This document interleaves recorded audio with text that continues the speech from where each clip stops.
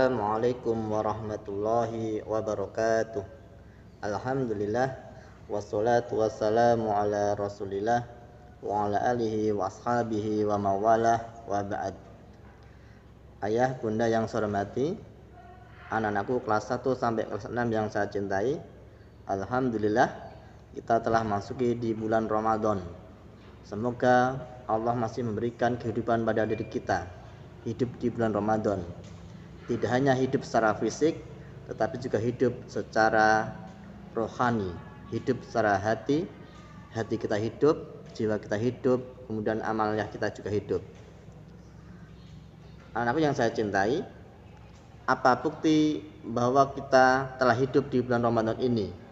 Apa bukti bahwa jiwa kita hidup di bulan Ramadan ini?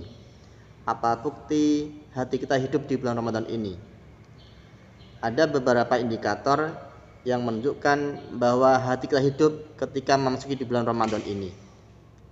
Di sini akan kami sampaikan 5 indikator, 5 tanda bahwa kita hidup di bulan Ramadan ini. Hati kita hidup di bulan Ramadan ini, karena bulan Ramadan adalah bulan kehidupan. Tanda pertama adalah orang yang hatinya hidup adalah yaitu orang yang selalu beristighfar kepada Allah.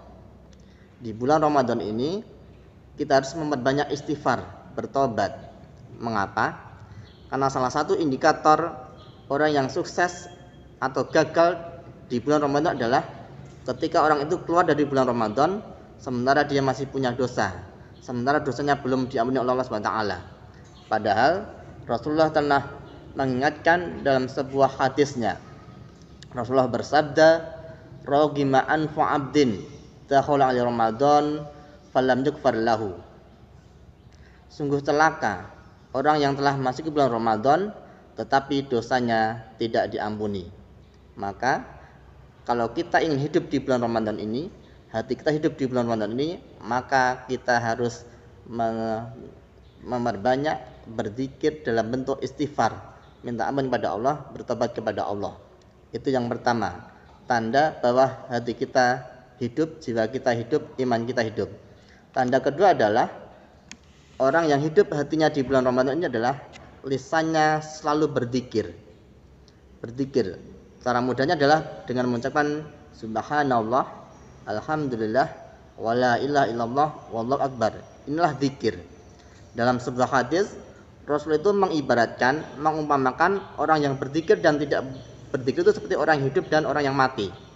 Orang yang berzikir dianggap sebagai orang yang hidup, orang yang lalai dari zikir dianggap orang yang mati. Sebagaimana sabda Rasulullah, "Masalul ladzi yadhkuru rabbah wal ladzi la yadhkuru rabbah, masalul hayy wal mayyit." Perumpamaan orang yang berzikir kepada Allah dan orang yang tidak berzikir kepada Allah adalah seperti perumpamaan orang yang hidup dan orang yang mati. Maka kita perbanyak zikir pada Allah di bulan Ramadan ini. Tanda ketiga, indikator ketiga bahwa hati kita hidup, iman kita hidup adalah di bulan ini, di siang hari kita senantiasa berpuasa, berjuang berpuasa dengan sungguh-sungguh, kemudian di malam harinya kita memperbanyak tilawah Al-Quran. Puasa adalah hal kemestian di bulan Ramadan ini, maka harus kita perjuangkan, sungguh-sungguh berpuasa di bulan Ramadan ini. Itu di siang harinya. Nah, nanti di malam harinya kita memperbanyak tilawah, memperbanyak membaca Al-Quran, baik di rumah ataupun di masjid. 2 ibadah ini nanti kelak akan memberikan syafaat pada diri kita kelak di hari kiamat. Dalam sebuah hadis bahwasanya nanti 2 ibadah ini memberi syafaat pada kita. Maka kita siapkan agar nanti kita sukses di hari akhirat, kita masuk dalam surganya, kita dapat pertolongan dari Allah, maka kita berjihad dengan puasa, berjihad dengan tilawah Al-Quran. Kemudian tanda berikutnya adalah orang yang hatinya hidup, imannya hidup adalah yaitu dia senantiasa sholat taraweh di malam harinya. Sholat taraweh ini pertanda dia menghidupkan Ramadan, hidup jiwanya, hidup imannya. Sebagaimana sabda Rasulullah, "Man qama Ramadana imanan wa ihtisaban, ghufira lahu ma taqaddama min dzambi." Barang siapa qiyam Ramadan, salat tarawih di malam bulan Ramadan, maka Allah akan mengampuni dosa-dosanya. Ini, maka kita jaga iman kita jaga kehidupan hati kita dengan sholat taraweh di malam harinya. Kemudian tanda berikutnya adalah orang yang hatinya hidup adalah dia senantiasa menjaga akhlaknya. Puasa itu tidak hanya tidak makan, tidak minum, tetapi puasa itu juga tidak mengumbar akhlak yang jelek. Puasa itu juga harus menahan diri dari akhlak yang jelek.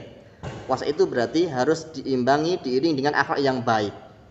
Orang yang puasa tapi tetap berakhlak yang jelek, maka puasanya tidak berguna.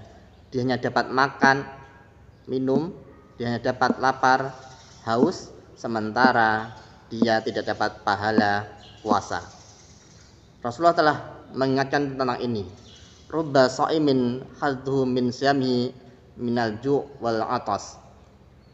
Barangkali ada orang yang berpuasa, tetapi dia tidak dapat apa-apa kecuali lapar dan dahaga.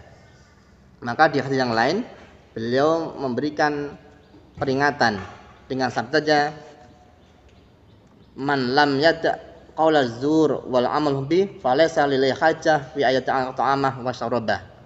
Barang siapa yang tidak bisa meninggalkan ucapan dusta, amalan dusta, maka Allah tidak butuh puasanya.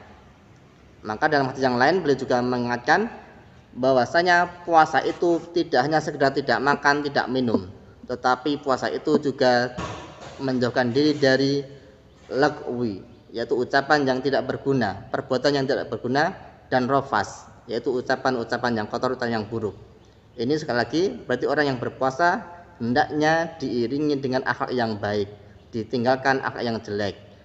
Puasa kalau hanya tidak makan, tidak minum, maka tidak dapat apapun ketika puasa itu diiringi dengan perbuatan yang jelek. Maka orang yang berpuasa harus dihiasi, diiringi dengan akhlak yang baik. Selanjutnya, yang terakhir yang kami sampaikan adalah bahwa tanda orang hatinya hidup adalah dia senantiasa berinfak, bersedekah.